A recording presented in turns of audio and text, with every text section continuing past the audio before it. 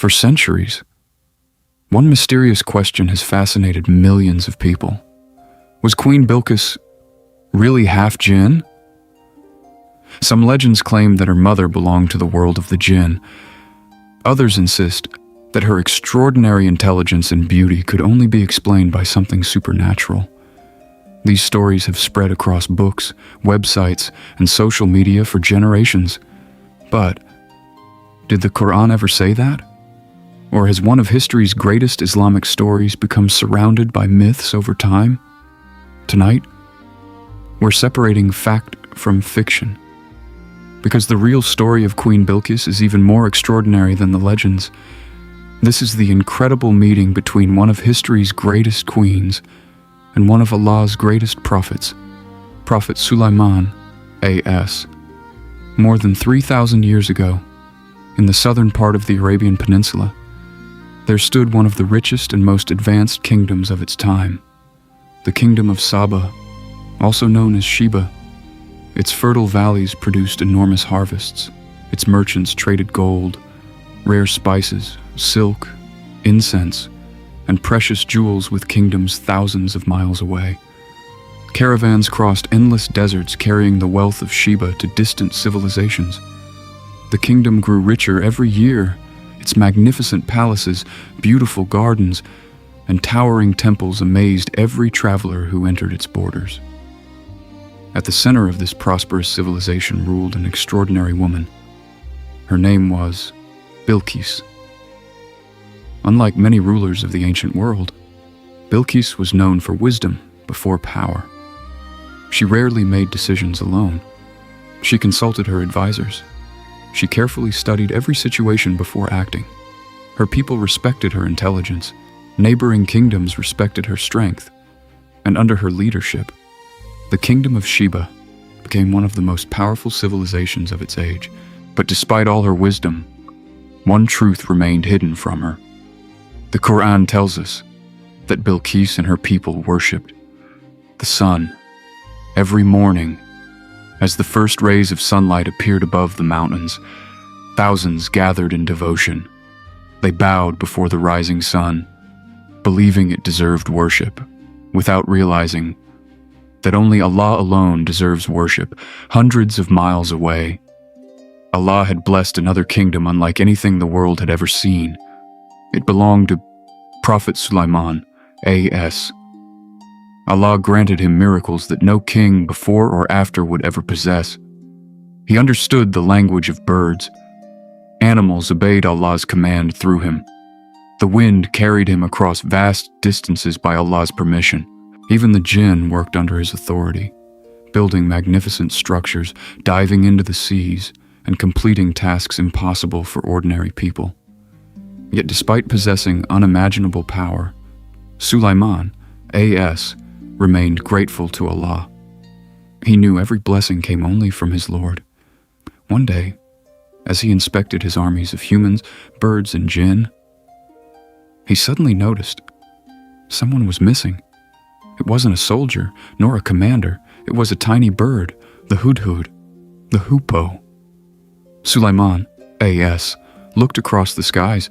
The bird was nowhere to be seen. Where had it gone? And why had it disappeared without permission?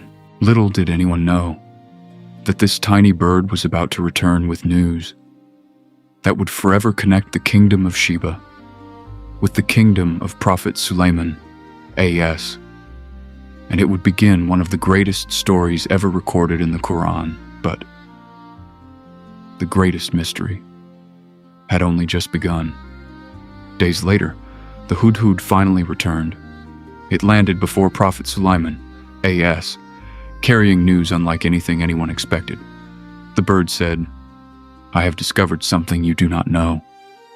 Far away, beyond mountains and endless deserts, it had found a kingdom ruled by a woman. A kingdom overflowing with wealth, a kingdom possessing one of the most magnificent thrones ever built. But the most shocking discovery was not the throne, nor the kingdom's riches. It was this: its people worshipped the sun instead of Allah. The Hudhud explained that Shaitan had made their actions appear beautiful, preventing them from recognizing the truth. For a moment, silence filled the royal court. Sulaiman AS listened carefully, but as a prophet of Allah, he never judged based on words alone. Instead, he said, "We shall see whether you have spoken the truth or are among the liars." He immediately wrote a letter.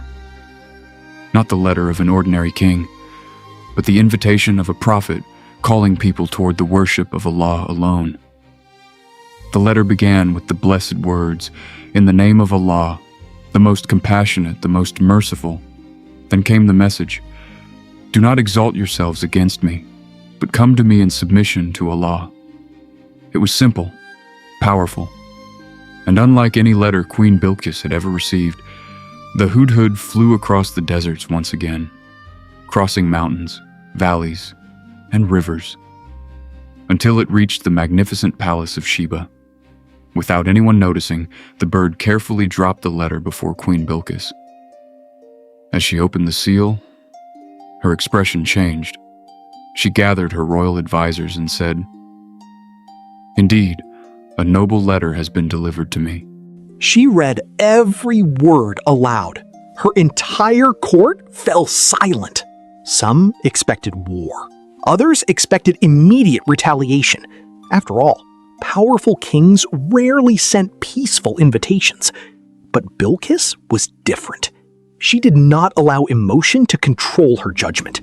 Instead, she turned toward her advisors and asked, "Advise me in this matter. I never decide any affair until you are present." Her generals answered with confidence. They said they possessed great military strength. They were ready for battle whenever she commanded. But the final decision belonged to their queen. Bilqis paused. Then she said something history would never forget. She understood what happened when kings invaded nations. Cities were destroyed. Families suffered. Powerful rulers humiliated their enemies. She had no desire to lead her people into unnecessary bloodshed. Instead, she chose wisdom over pride. Before making any final decision, she decided to test Prophet Sulaiman AS. She prepared priceless gifts, gold, jewels, rare treasures, items that could impress even the wealthiest kings. If Sulaiman accepted them, she would know he was simply another ruler seeking wealth.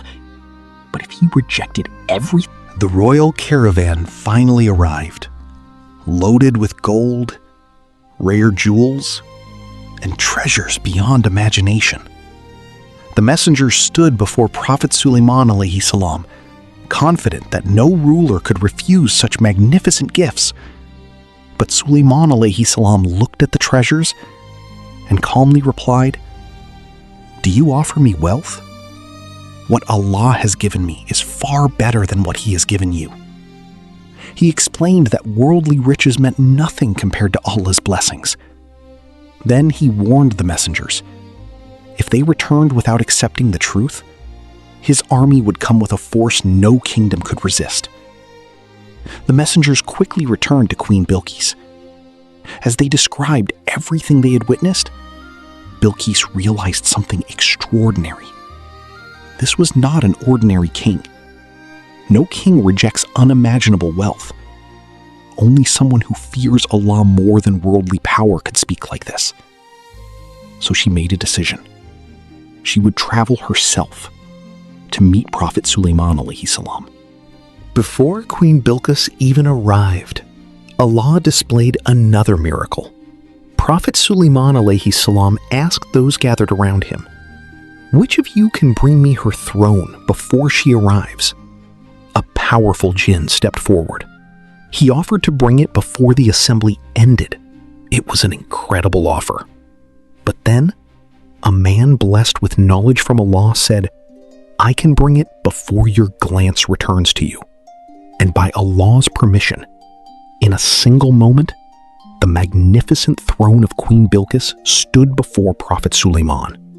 Sulaiman AS did not celebrate the miracle with pride. Instead, he said, "This is by the favor of my Lord, to test whether I am grateful or ungrateful." Even miracles became reminders of humility.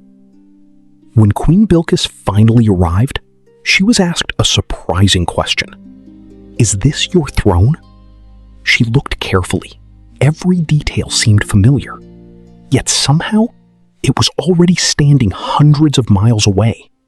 She answered wisely. "It appears to be the same." Soon after, she entered a magnificent palace whose floor was made from perfectly transparent glass. Seeing what looked like flowing water beneath her feet, she lifted her garments slightly, thinking she would have to walk through a pool. Then Sulaiman AS explained. It was not water. It was smooth crystal. At that moment, Bilqis understood that everything she had witnessed was beyond ordinary human power.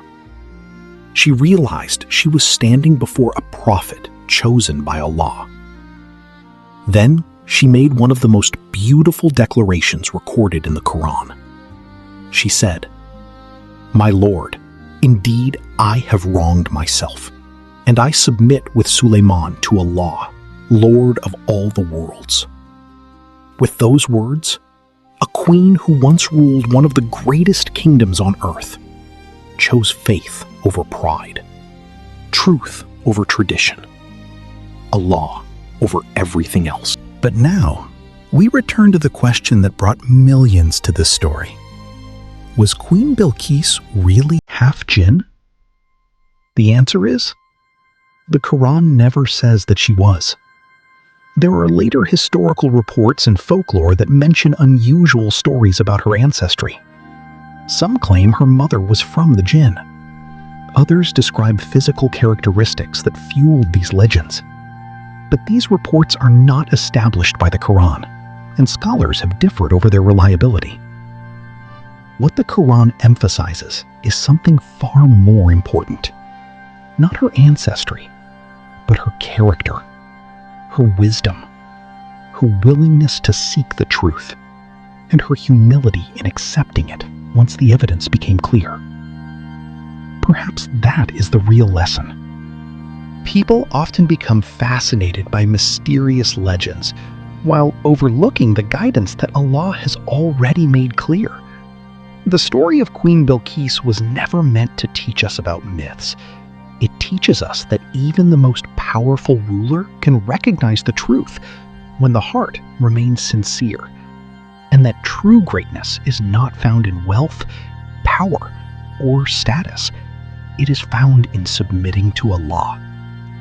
If this documentary helped you discover something new, support the channel by liking this video, sharing it with others, and subscribing for more authentic Islamic documentaries. Because sometimes, the greatest stories are not the ones filled with myths, but the ones filled with truth. Peace be upon you.